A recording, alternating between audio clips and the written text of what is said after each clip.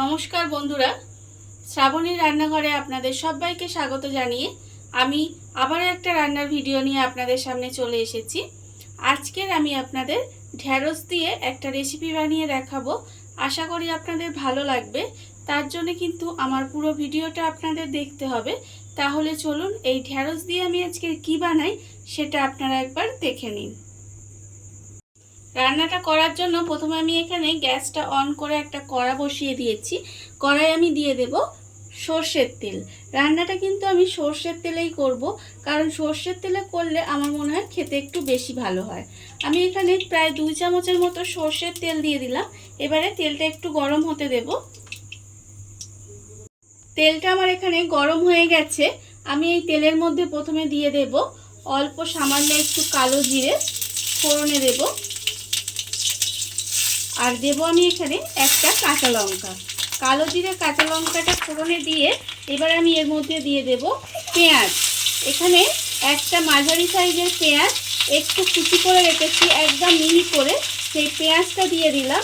আর আমি দেব এর মধ্যে একটা রসুন একটু কুচি করে রেখেছি, সেই রসুনটাও দিয়ে দিয়েছি। এবার এই পেঁয়াজটা রসুনটা একটু আমি ভাজা হতে দেব।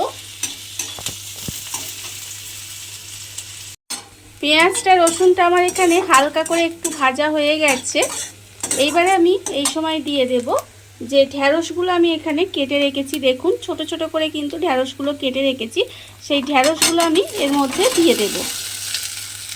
আর ঢ্যাঁড়সগুলো কাটার সময় আমি বলে দিই যে কাটার আগে ঢ্যাঁড়সগুলো ধুয়ে নেবেন, কেটে কিন্তু ঢ্যাঁড়সগুলো ধোবেন না, তাহলে কিন্তু রান্নাটা ঠিক ভালো লাগবে না খেতে। সেই জন্য আমি বলছি যে কাটার আগে কিন্তু ঢ্যাঁড়সগুলো ভালোভাবে ধুয়ে নিতে হবে। এবারে ঢ্যাঁড়সগুলো দিয়ে একটু ভাজা ভাজা করে নেব। আর এই সময় আমি দিয়ে দেব আন্দাজ মতো নুন।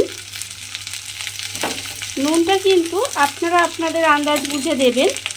এবার আমি দিয়ে দেব এর মধ্যে 1/4 চামচ মতো হলুদের গুঁড়ো আর 1/4 চামচ মতো লঙ্কার গুঁড়ো দিয়ে এবার সমস্ত কিছু খুব ভালোভাবে মিশিয়ে নেব।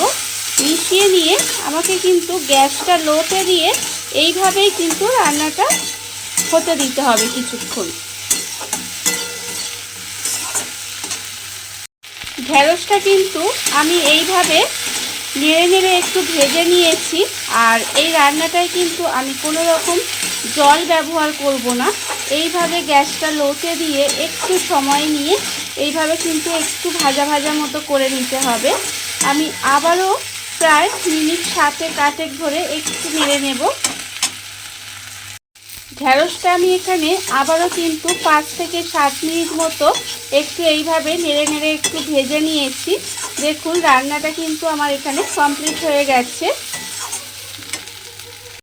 দেখুন বন্ধুরা, বাড়িতে থাকা কত অল্প উপকরণ দিয়ে কত অল্প সময় কত সুন্দর একটা ঢ্যাঁড়সের রেসিপি তৈরি হয়ে গেছে, আপনারা দেখতেই পেলেন। আর এটা কিন্তু ভাত কিংবা রুটি যে কোনো কিছুর সাথে খেতে ভীষণ ভালো হয়। আপনারা বাড়িতে একবার হলেও বানিয়ে দেখতে পারেন। আর এই ভিডিওটা যদি আপনাদের ভালো লেগে থাকে, আপনারা যদি ফেসবুক থেকে দেখে থাকেন পেজটি ফলো করে দেওয়ার অনুরোধ রইল।